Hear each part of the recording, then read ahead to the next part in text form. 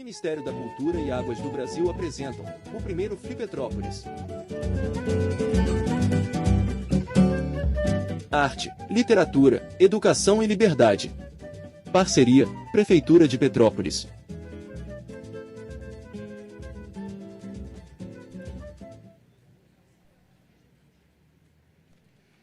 Boa noite. Eu vou começar com a autodescrição. Eu sou um homem branco, tenho 1,80 m, estou vestido com camiseta branca, jeans e tênis. Meu cabelo é uma boa parte branca e um restinho grisalho. E estou aqui com Andréa Pachá e Jefferson Tenório.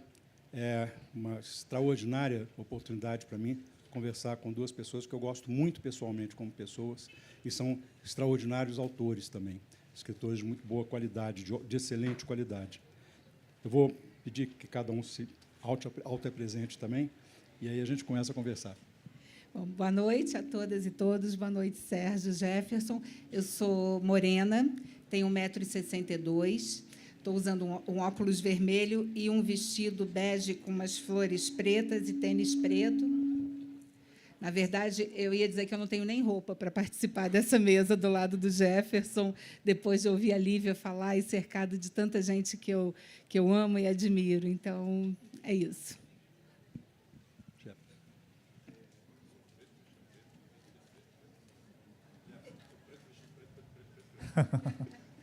Preto do início ao fim.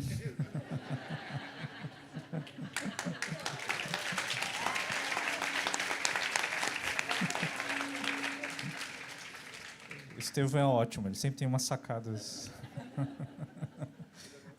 Bom, eu sou um homem negro, estou usando um óculos de aro preto, meu cabelo também é preto, curto, uso barba e bigode, estou usando uma camiseta preta, uma calça preta e um all-star azul. Eu esqueci de dizer que eu estou de óculos. E eu esqueci de dizer que eu sou uma mulher branca. Há tanto tempo que eu uso óculos que eu me esqueço que eu uso óculos. E isso, de vez em quando, me dá muito problema. Mas eu realmente não estava sendo só bem educado ao dizer que eu tenho muito prazer de conversar com Jefferson e com Andréa, porque eles são realmente pessoas muito especiais, tanto como pessoas como na literatura.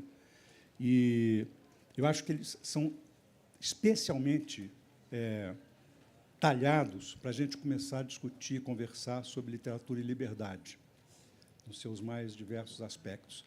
A gente teve uma mesa com Tiago e Rodrigo e Ricardo, em que eles falaram muito sobre o fato de que eles não se foram, eles ainda estão aí, e a gente precisa de estar atento e ser capaz de nomeá-los para que os fascistas não voltem. E depois tivemos essa mesa esplêndida com Morgana e Lívia, também falando de questões que estavam dentro da temática que Tiago e o Rodrigo também trataram. Então, eu vou praticamente não vou fazer pergunta, eu vou só dar a palavra para esses dois, para eles poderem tratar de literatura e liberdade, daí para frente a gente vê como é que anda. O Afonso inventou esse formato aqui do Flipetrópolis de um jeito muito fácil para ele, muito complicado para a gente, que ele disse que não teríamos tema. E eu disse que os mediadores que lutem, porque, como a gente não tem tema, a conversa acaba ficando sempre muito livre. E é bom a gente trazer a liberdade para essa mesa, porque, antes de mais nada, eu quero publicamente, já havia feito isso por escrito, mas quero publicamente manifestar aqui a minha solidariedade absoluta ao que o Jefferson vem sofrendo, com uma censura que não é uma censura normativa, impositiva,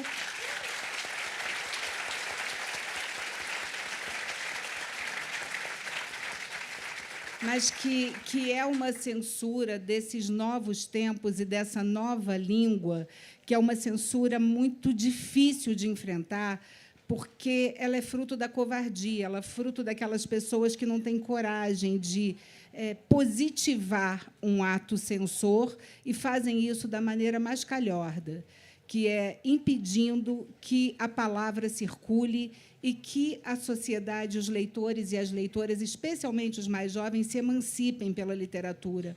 O livro do Jefferson é um livro que deveria não só ser indicado, mas deveria ser obrigatório em todas as escolas, não só da rede pública, mas da rede privada. E viver...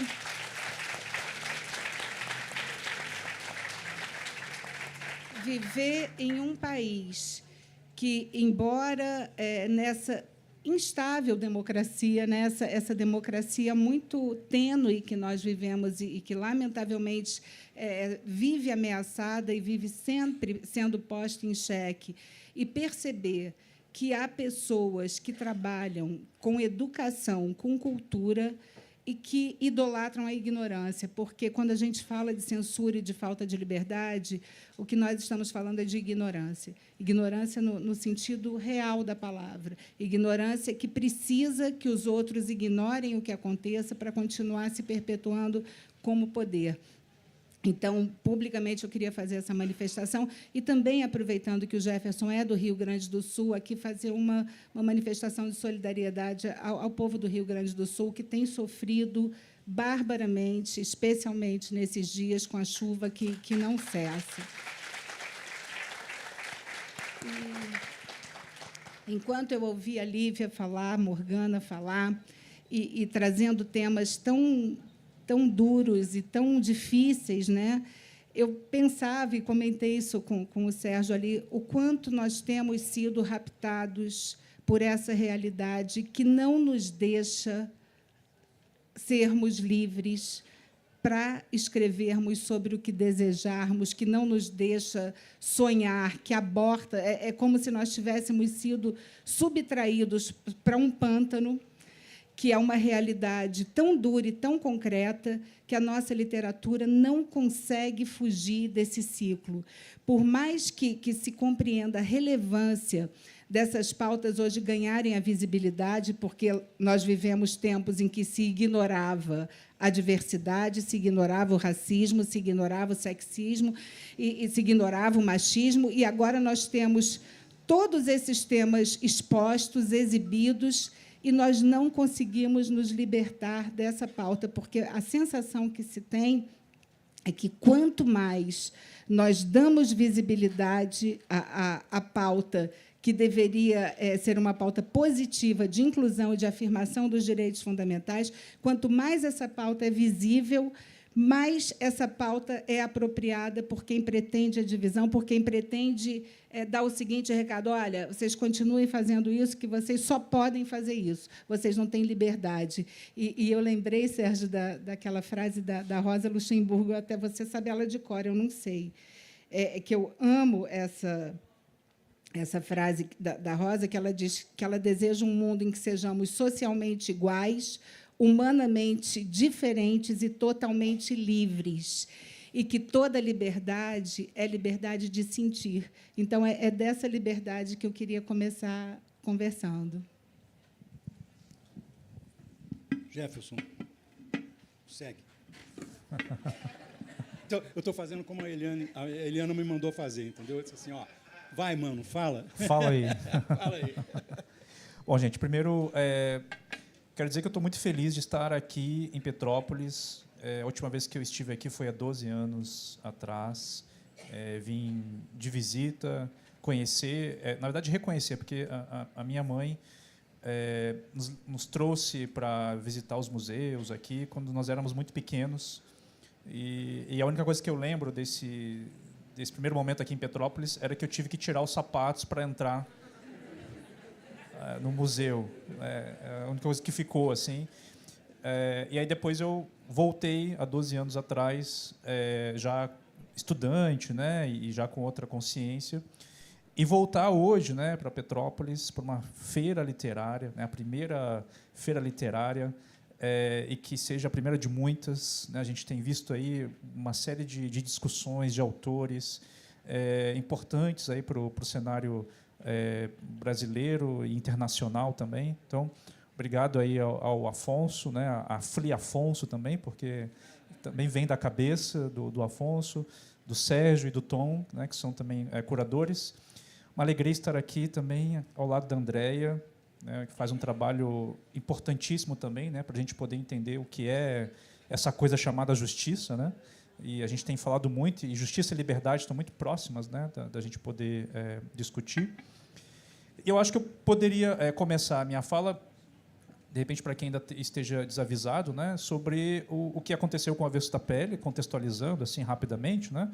Então, o livro foi lançado em 2020. Em 2021, ele foi adquirido pelo PNLD, né, pelo Plano Nacional do Livro Didático, ainda no governo Bolsonaro. Esse livro começa a circular nas escolas em 2022 e 2023. Né? Então, a gente tem aí 2 anos de circulação do livro nas escolas públicas do Brasil todo. Né? Se eu não me engano, foram cerca de 80 mil exemplares que circularam aí nas escolas. No início desse ano, recebo com bastante surpresa, né, um vídeo, né, de uma professora lá em Santa Cruz do Sul, lendo trechos do Avesso da Pele, e eram trechos que continham palavrões, né, que horror, né, palavrões num livro literário, e cenas de sexo também, que horror, né, que nós temos cenas de sexo num livro. Foi a primeira vez que o Avesso da Pele sofreu um tipo de censura por causa da linguagem, porque ele já tinha sofrido censura em outras escolas particulares, uma em Salvador, né, em 2021, e na ocasião eu fui ameaçado de morte, né, e a ameaça veio por conta de bolsonaristas, por causa da crítica que o livro faz à violência policial. E chegamos, então, esse ano com essa censura, essa tentativa de censura no Rio Grande do Sul, com o argumento de que a linguagem era inapropriada, né, para estar numa escola. Primeiro, eu fiquei surpreso, depois eu achei de uma criatividade imensa, né, que a pessoa tenha lido o livro e tenha achado justamente uma cena que os leitores costumam esquecer, inclusive, né, porque o Avesso da Pele não trata, né, de questões sexuais, enfim, e até a cena que é descrita, ela é uma cena de violência, assim, né? É como os corpos negros são vistos ou são caracterizados pela branquitude, né? Então, a indignação, ela está certa em estar indignada, mas ela estava indignada por outros motivos, né? Que é um motivo conservador, né? Um motivo que tem aí uma série de elementos para que esse vídeo, né, ele acabasse viralizando, né? O primeiro, como nós sabemos, a gente vem acompanhando já há alguns anos, que a gente tem tido um recrudescimento, né, do conservadorismo no Brasil.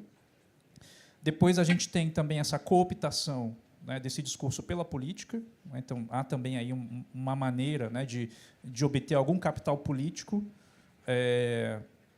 tentando achar algum elemento para que as pessoas possam odiar, né? E aí você escolhe esse símbolo, esse totem, né? Desculpem a expressão aqui, mas a próxima mamadeira de piroca, né? Então, o Avesso da Pele entra também dentro dessa ideia, né? Vamos escolher alguma coisa para a gente poder odiar e usar como capital político. Bom, aí o livro começa a ser recolhido em alguns estados, né, no Paraná, Goiás e Mato Grosso do Sul. E, concomitante a isso, a gente tem as reações, e que foram extremamente importantes, reações das mais diversas que a gente acompanhou, mas principalmente da comunidade escolar, né?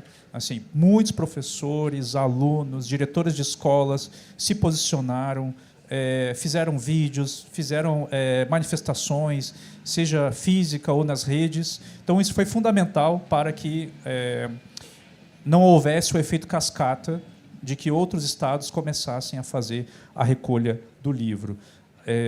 E alguns estados chegaram a ensaiar, né, a recolha, pediram dados, números de quantos exemplares tinham nas bibliotecas das cidades, mas, quando viram a repercussão e as manifestações, né, de entidades, instituições, de personalidades, escritores, então foi uma reação muito rápida, coletiva e contundente, para dizer que não aceitamos esse tipo de censura.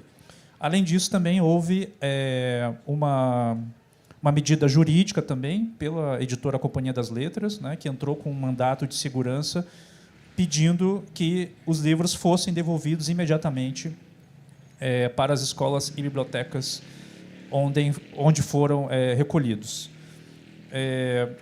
E o mandato de segurança, eu não sei como é que funciona isso, porque eu não sei como a linguagem jurídica, né? Mas o que eu entendi é que eles teriam que se manifestar, né, dizendo por que os livros continuariam recolhidos.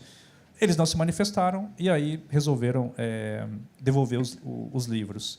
E, para terminar, o argumento utilizado para a recolha de livros, né, foi o seguinte, né? O do Paraná e de Goiás utilizavam o mesmo argumento, de que ele estava sendo recolhido para uma análise pedagógica, né? E o do Mato Grosso do Sul foi bastante curioso, né, o argumento, porque o argumento foi o seguinte, que os estudantes eles tinham acesso às redes sociais, à internet, e que, portanto, o livro deveria ser recolhido.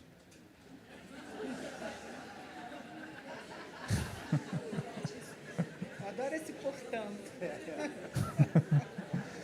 Então, assim, como eles não tinham qualquer tipo de argumento, né, para manter o livro, né, porque se a gente for pegar a literatura brasileira ou a literatura estrangeira, não vai sobrar assim, né? Se a gente for limpar, né, tudo que tem. Jefferson, você sabe que eu sou aqui de Petrópolis, eu esqueci de falar isso também, Petrópolis é minha casa, tá? Mamãe e papai estão aqui na primeira fila assistindo.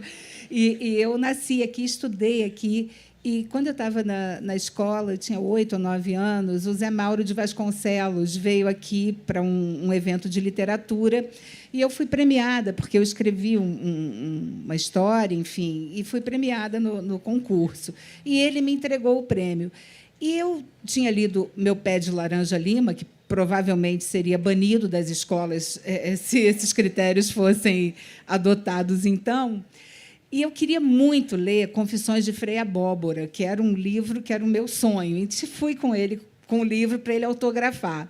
E eu tenho até hoje esse livro, e ele autografou para mim. Para quando a Andréia tiver o coração mais amadurecido e puder ler esse livro, com um beijo do José Mauro. Então, a classificação etária é uma classificação que se tem, que se convive com ela e que é histórica. O que parece, para mim, mais assustador, especificamente na trajetória desse teu livro e nessa avalanche moralista que tem tomado conta do país, é a falta de capacidade de abstração que fulmina a possibilidade, inclusive, da própria literatura.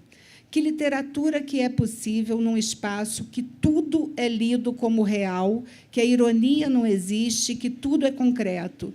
E esse espaço, quer dizer, do totalitarismo, do arbítrio, é um espaço que preza muito pouco esse ambiente da transcendência, do humano, da racionalidade.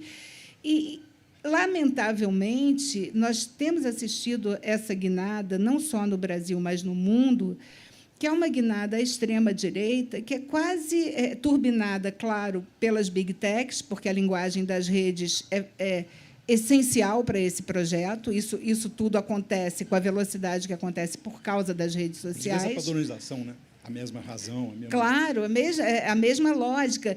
E, assim, é difícil sair desse redemoinho e afirmar, porque, por outro lado, o que aconteceu com a visibilidade do teu livro é que a obra passou para o primeiro lugar dos mais vendidos. E a gente tem aqui, né? Estou vendo esse auditório cheio, 8 horas da noite, quinta-feira, a gente tem pregado para convertido, a gente tem falado sempre as mesmas coisas para as pessoas que já concordam com a gente, que também é uma bolha. Como é que você acha que é possível romper essa linguagem e devolver a literatura para esse espaço, que é o espaço da liberdade, da transcendência, esse espaço da transformação. Porque, na minha vida, quando eu penso em literatura, é isso que a literatura trouxe para mim. A possibilidade de enxergar um mundo de outros lugares, de pensar o outro de uma forma mais empática, de me perceber no lugar do outro, coisa que nesse ambiente não dá. Mas não é por isso que eles ocupam a estratégia deles agora, que foi ocupar a área de educação, a área de cultura, a FUNAI dos indígenas, exatamente para atuar na área em que nós usamos a capacidade nossa de abstração literária, etc., para promover transformação. Eu acho que a gente consegue, porque, se a gente não conseguisse, eles não teriam medo de nós. Né? E não somos nós que temos que ter medo deles. Eles estão demonstrando que eles são frágeis, né? Que eles têm medo de nós, eles têm medo das ideias, têm medo da nossa capacidade de transmitir ideias. Né? Muita gente acabou dizendo, né, que o livro não foi censurado porque ele está sendo vendido. Né? Você pode achar o livro em qualquer lugar, então isso não é censura. Né? E aí a gente tem também essa ideia congelada, né, do que é a censura, né, que foi um pouco no sentido da recolha dos livros, então tem essa censura material, né? Mas a censura que a gente está falando aqui, ela é muito mais profunda e sutil também, né? Porque quando você utiliza esse argumento de que o livro precisa de uma avaliação pedagógica, você está usando uma linguagem extremamente cínica para dizer que você está recolhendo os livros, né? O Deleuze vai falar sobre isso, né? Sobre a era da modernidade trouxe o cinismo, né? Em todas as relações, principalmente nas relações trabalhistas, né? Em que você não tem mais acesso àquilo que você produz e aquilo que você produz não recebe também por aquilo. Então, essa época do cinismo vem junto com a modernidade. Essa censura é totalmente cínica, né, nesse sentido. Então, quando a gente retira um determinado livro do ambiente escolar, você está privando aqueles alunos de ter acesso a um determinado discurso, a um determinado argumento, a ideia de diversidade também, e, talvez, o mais importante, que é o exercício da imaginação. E, principalmente em comunidades periféricas, em comunidades que convivem, infelizmente, com a pobreza, com a violência, porque não há nada mais bonito no ato da resistência do que poder imaginar. E eu estou dizendo isso porque eu morei muitos anos no Rio de Janeiro, sou carioca, depois fui para o Rio Grande do Sul, e eu lembro que a nossa família, né, não tinha essa ideia de futuro a longo prazo. Essa ideia da imaginação, de você se imaginar, né, muitos anos depois, não passava pela nossa família, porque o nosso futuro ele era muito próximo, né? Tinha a ver mais com a ideia de sobrevivência, com a ideia de que você precisa saber onde você vai morar no mês que vem. Era nesse sentido. O que você vai comer na semana que vem? Então, essa ideia de você ter um futuro, né, de você imaginar um futuro, ela é uma ideia, muitas vezes, até excludente e elitista, porque nem todo mundo tem esse direito, né, de sonhar, esse direito de fabular, né, esse direito ao encanto, ao encantamento, o direito à poesia, o direito à literatura, né, o direito à arte. Então, é disso que a gente está falando. Né? A retirada de livros de literatura, ou seja, qual for, interditar justamente essa possibilidade de você poder imaginar em meio, né, a todas as questões que envolvem, né, a escola pública e as pessoas que frequentam essa escola. Agora, o modo de a gente furar, né, essa bolha, acho que você trouxe muito bem isso, né? A gente está falando para as mesmas pessoas, né? Mas o que me causa, o que me dá esperança é que essas mesmas pessoas também são muitas. Sim. Né? Essas mesmas pessoas, a gente está falando de bolhas, mas são muitas bolhas, né, que saíram em defesa não só do meu livro, mas em defesa do livro, né, em defesa dessa liberdade, né, de você poder escolher um livro. E eu digo que a imagem mais bonita em torno do livro é quando o leitor um jovem leitor para diante de uma estante e ele estica a mão e escolhe o livro que ele vai ler. Esse é o momento em que o leitor se torna leitor, né? Antes ele está se formando como leitor, porque aí a gente tem os mediadores que vão dizendo: você lê isso aqui, você lê isso, a gente vai apresentando e tal. Mas quando ele toma essa autonomia de ir lá e decidir, chegar numa livraria, eu vou escolher esse livro aqui, isso é se tornar um leitor, né? E a coisa mais importante que aconteceu na minha vida foi me tornar leitor. Não foi a escrita, foi a leitura que organizou o meu mundo interno, é a leitura que me trouxe consciência social e racial. A escrita me permitiu intervir no mundo, mas, antes disso, a leitura foi importantíssima. Então, acho que a forma que a gente tem é essa, assim, é tentar disponibilizar os livros, a biblioteca, principalmente nesses lugares que a gente mais precisa, né?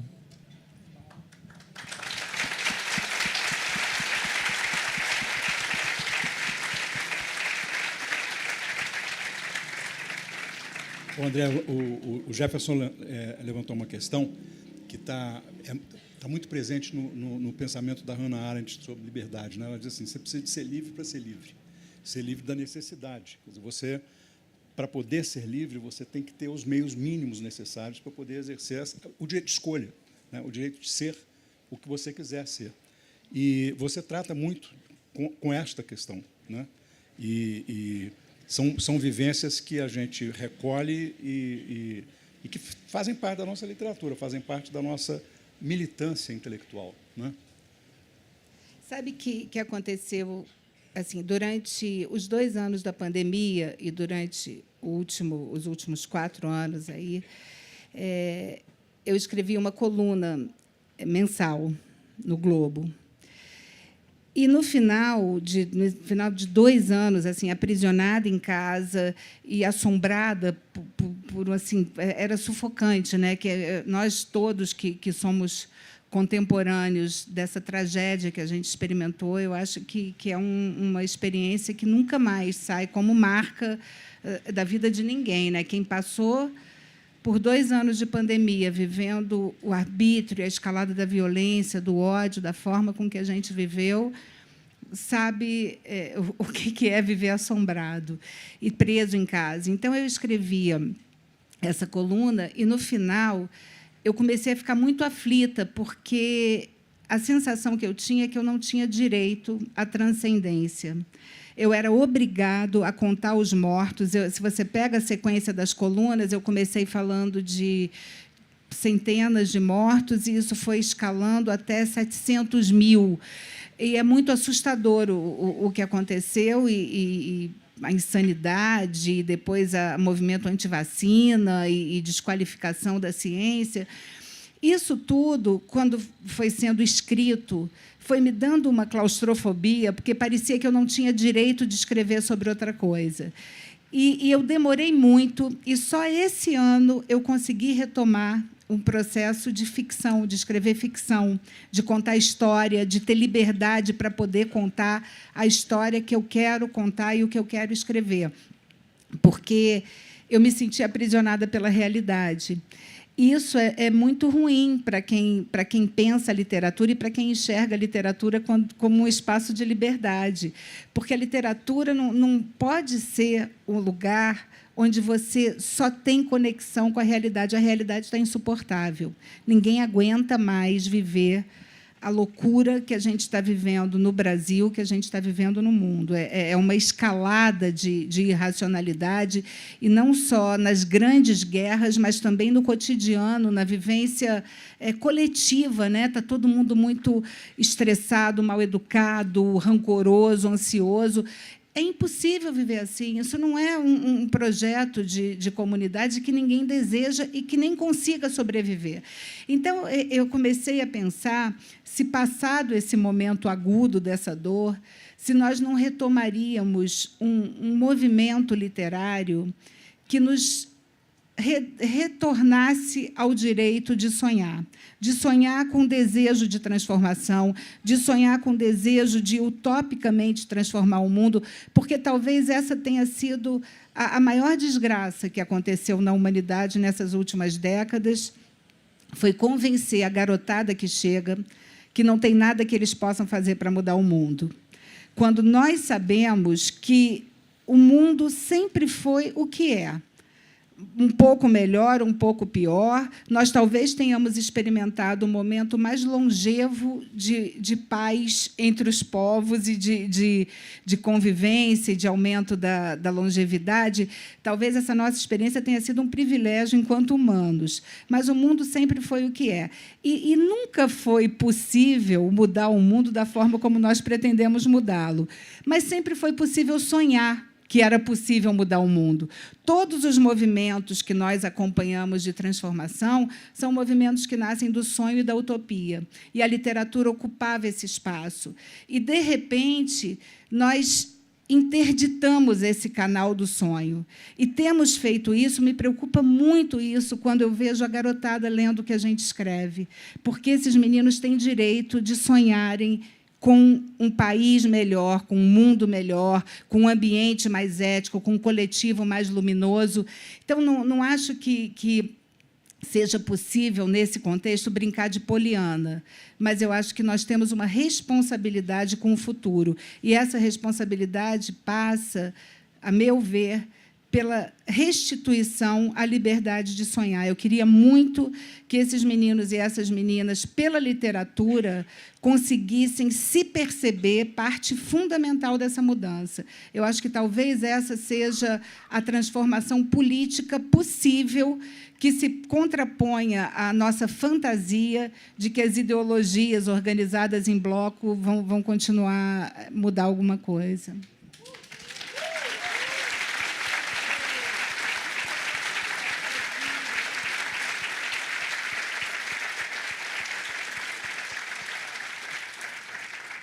E essa reconquista do sonho, ela só é possível, né, Jefferson, se a gente, de fato, assume que a literatura é o espaço da liberdade, né? A literatura não pode ser constrangida, nem na temática, nem na forma, nem no conteúdo, porque ela é o momento em que você dá ao leitor a possibilidade de pensar que pode, exatamente isso, né, que ele pode ser outra pessoa, que o mundo pode ser diferente e que ele talvez possa transgredir determinadas coisas que ele aprende e vive, porque ele está lendo isso nos livros, né?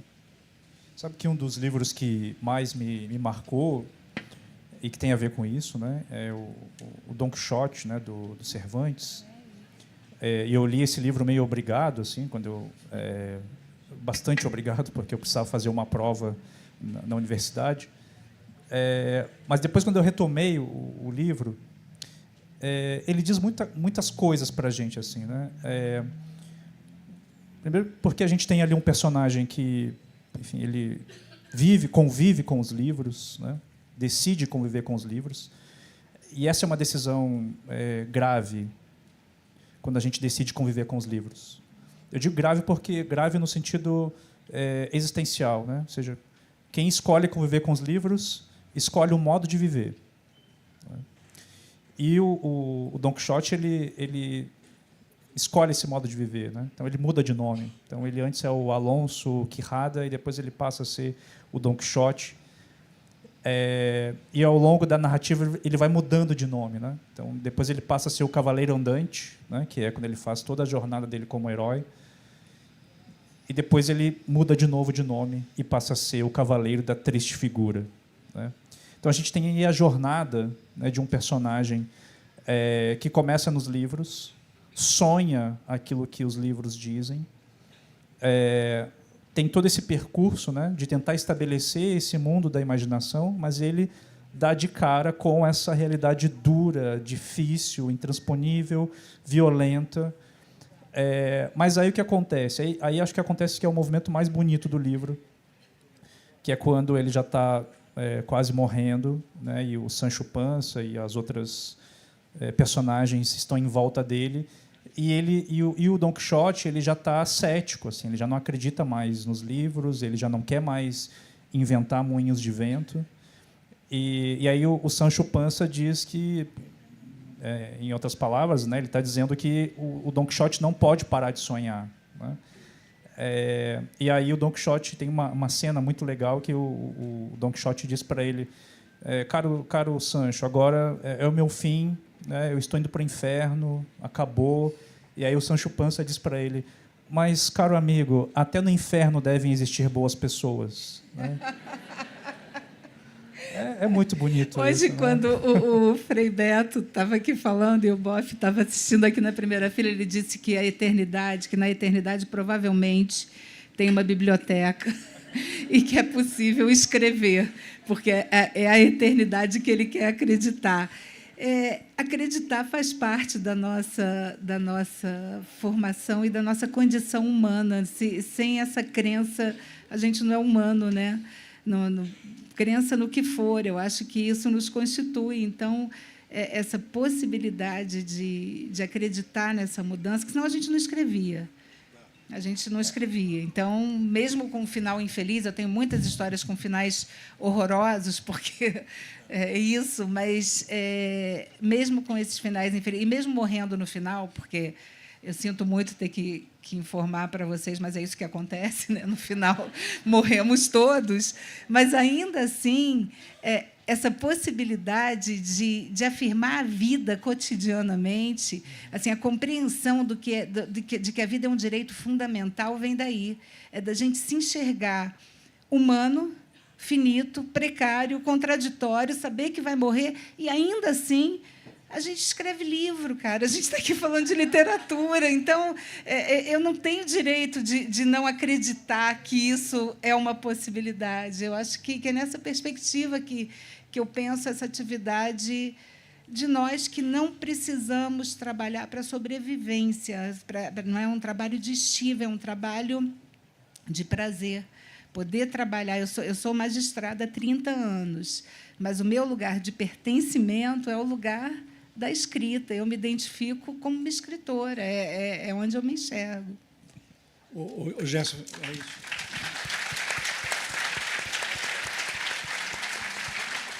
Ao mesmo tempo, tem muito a ver com uma coisa que o Gerson falou no começo, e que agora, ele falando de Don Quixote, que tem também tem um substrato de professor de literatura, mas, ao mesmo tempo, eu fiquei imaginando aqui, Jefferson, que esse percurso que você narrou para a gente, ele também indica um processo de transformação de um leitor, né? Um leitor que começa a ler, e aí ele sai outra pessoa também do final da leitura, né? Eu acho que essa jornada do Don Quixote, né, que é a jornada do leitor, no fundo é isso, né? Ele está dizendo qual é essa apropriação da literatura, e a literatura ela nos dá algo que nenhuma outra nenhuma outra forma de expressão dá, né? Porque ela, ao mesmo tempo que ela nos oferece alguma coisa, ela também nos tira alguma coisa, né? E ela também vai nos dando uma certa não, ela vai te dando muita lucidez diante das coisas. E aí acho que entra muito num dos livros da Andrea, né, A Vida Não é Justa, né? Porque, no fim das contas, o leitor ele se dá conta disso. Assim, o leitor experiente é aquele que ele vai lendo e vai se apropriando daquilo e vai entendendo, a vida é isso, então, né? E ninguém nos avisa que a vida vai ser injusta com a gente. Ninguém nos avisa que a gente vai passar por injustiças, por humilhações, por violências. E, mesmo assim, a gente ainda tem que lutar para sermos boas pessoas. Teu livro é incrível, Jefferson. Assim, eu, durante a pandemia, escrevi um livro com a Vilma Piedade. Foram conversas que foram gravadas numa série que chamava Conversa Afiada, da Nova Fronteira, da Agir. E durante 8 ou 9 encontros, era para falar sobre feminismos. E a Vilma falava de um lugar que era um lugar de uma mulher negra e com as questões que ela trouxe da dororidade, que era o livro que ela tinha escrito. E eu lembro que a conversa foi muito boa, porque assim o espaço que nos identificava era o espaço do medo, que a Morgana falou desse espaço aqui no último painel, e do afeto. E a Vilma me fez perceber ali, durante essas conversas, eu nunca me achei uma pessoa racista, eu sempre achei que eu era legal pra caramba, porque eu falei, poxa, eu tenho um monte de amigo preto, preta, não discrimino, brigo contra o preconceito, estou sempre defendendo o que eu acho que é injusto, o que eu acho que é justo. E aí, conversando com a Vilma conseguiu me mostrar, por meio dessas conversas, o quanto eu estava equivocada e onde que o meu racismo morava. Então, o que eu sabia de ler e de racionalizar, com a Vilma eu consegui perceber fisicamente e foi assim na veia. E é um lugar muito incômodo. E eu disse para ela, eu falei, poxa, Vilma, agora eu eu não tinha nunca pensado que eu pudesse ocupar esse lugar. E quando eu me vi racista, eu falei, cara, eu preciso fazer alguma coisa. Então, era uma guerra diária para acordar todo dia tendo que brigar contra o racismo. Quer dizer, ser antirracista hoje virou uma forma de eu me identificar. E não é fácil, é muito incômodo, é muito desagradável, mas é fundamental que a gente ocupe esse lugar. E cada vez quando eu fui ler agora o Avesso da Pele, foi uma paulada, assim, porque é muito duro, a tua escrita é muito dura, mas, ainda assim, no final desse livro, quando você traz... Eu posso dar um spoiler? Posso, né? Todo mundo aqui já leu, porque depois... Quando você traz um crime e castigo e você traz o potencial e o impacto que a literatura produz na vida da gente, é mais ou menos assim que eu percebi. Eu falei, cara, isso é transformador. E é possível que essa transformação aconteça por esse lugar, por essa conversa que eu tive com a Vilma, por essa forma daqueles meninos chegarem a um lugar em que aquele professor percebeu o quanto ele era relevante na vida daqueles meninos. Então, são momentos de transformação, que eu acho que é o que a literatura traz, é o que a escrita produz. E é nesse espaço que eu penso que a gente deva se movimentar, sabe? Eu não consigo enxergar o espaço que eu atuo do sistema judicial não é um espaço de transformação com a possibilidade que a literatura tem. Porque o sistema normativo é um sistema que estabiliza o status quo, não é um sistema que se contrapõe a ele. E a literatura consegue fazer isso, e, muitas vezes, é da literatura que eu me socorro para decidir nos processos que eu julgo. É isso que a Andréa falou.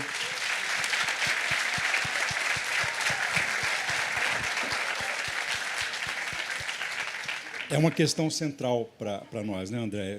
Você imagina, eu sou o vilão da história, né? Porque eu sou um homem branco. Você está ferrado. Não temos espaço para você no mundo. Não tem, entendeu? Quer dizer, eu estou no topo do patriarcado e no topo da casa, na propriedade maior da Casa Grande. Né? Não tem jeito. Então, é um exercício diário.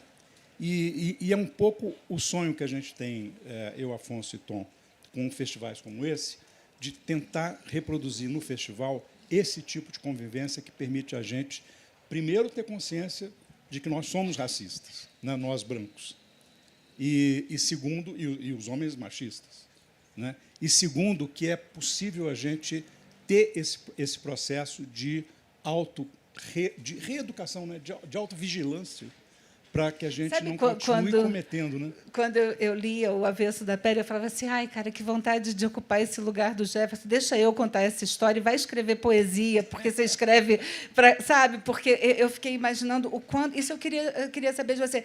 O quanto é complicado ter que enfrentar essa pauta, escrever sobre isso, porque isso apareceria em qualquer texto, isso é o que eu imagino. Qualquer pessoa escrevendo do seu lugar, quem a pessoa é e de onde ela vem, aparece atravessada. Mas poder escrever sobre uma história que não fosse uma história de racismo. Você tem esse desejo? É uma coisa que você se sente aprisionado por essa pauta, ou é um processo natural escrever sobre sobre isso? Eu não me sinto aprisionado porque eu não escrevo sobre o racismo, né? Eu acho que é muito legítimo, né, que o leitor, os leitores façam as suas interpretações, né, e façam, usem as chaves que têm para poder entrar num livro como O Avesso da Pele. Então, tem gente que vai chegar no Avesso da Pele pela questão do racismo, né? Tem gente que vai chegar pela questão do luto, outros vão chegar pela questão da relação pais e filhos, né? Outros vão chegar pela questão educacional, né? Da sala de aula em si, ou seja, tem várias chaves de leituras. Outros vão entrar tentando achar cenas de sexo, né? E aí, sobretudo os mal intencionados, os né, ou os bem intencionados também, né? Porque Drogas e sexo. as pessoas vão se decepcionar um pouco, né? Mas, enfim, então, eu não me sinto aprisionado porque eu tenho no meu projeto literário que eu não escrevo livro sobre o racismo, né? Eu escrevo livros sobre as relações pessoais, sobre aquilo que move as pessoas, né? Que, no caso, seriam os afetos, né? Assistindo a peça O Avesso da Pele, e eles fizeram uma adaptação quase literal no sentido de pegar o texto e colocar na boca dos personagens, né? Então, teve pouca adaptação do texto. E eu percebi que a palavra afeto aparece muitas vezes, né? Aí já até pensei em editar o Avesso da Pele e tirar um pouco de afeto, mas não, deixar porque acho que a gente está precisando, né? Mas eu não me sinto aprisionado porque eu me sinto livre para escrever e para criar os personagens que eu crio. O que me incomoda é escrever personagens negros que eu tenho consciência que ainda passam pelas coisas que são representadas no Avesso da Pele, né? Ou seja, a violência policial ela não está longe, ela está próxima e ela continua acontecendo todos os dias, né? Pessoas negras morrem todos os dias em ações policiais ou qualquer outro tipo de violência que é cometido contra as pessoas negras, né? As situações de racismo também aparecem todos os dias. Então, isso me causa angústia, assim, de escrever um livro que eu sei que os personagens estão muito próximos, né, da realidade, assim, né, das pessoas.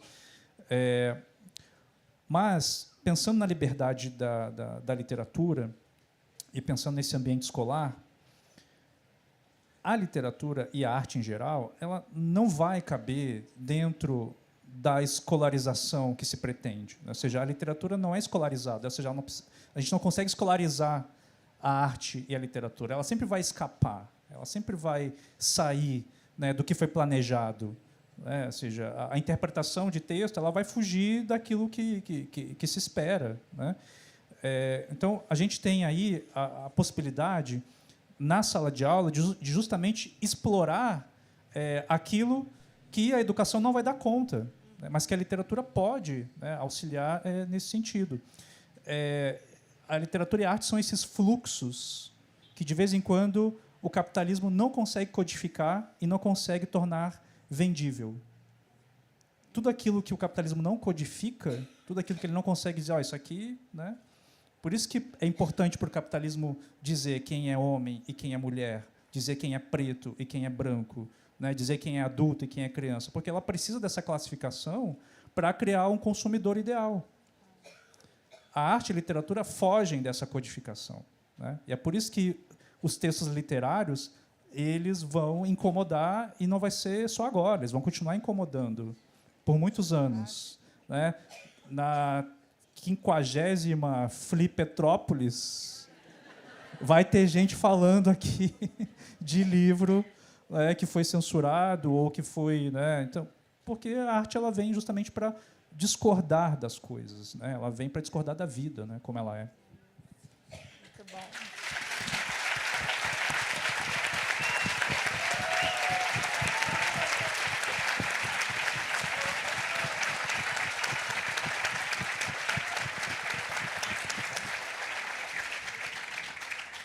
Gente, evidentemente, eu e vocês gostaríamos de continuar conversando com André e Jefferson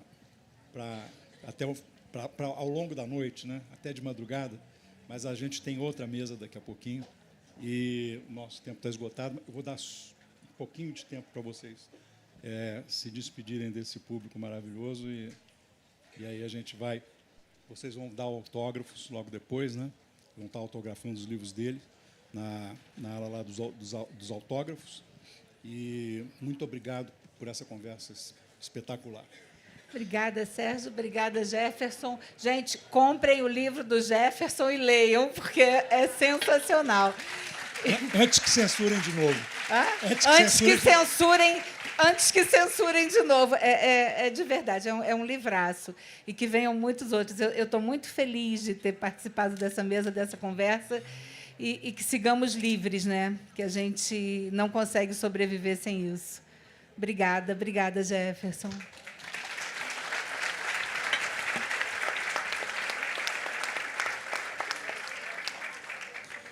Gente, muito obrigado pela presença de vocês, obrigado, Petrópolis, pelo recebimento caloroso aqui na cidade, e que a gente chegue aí à 50ª feira em Petrópolis. É isso.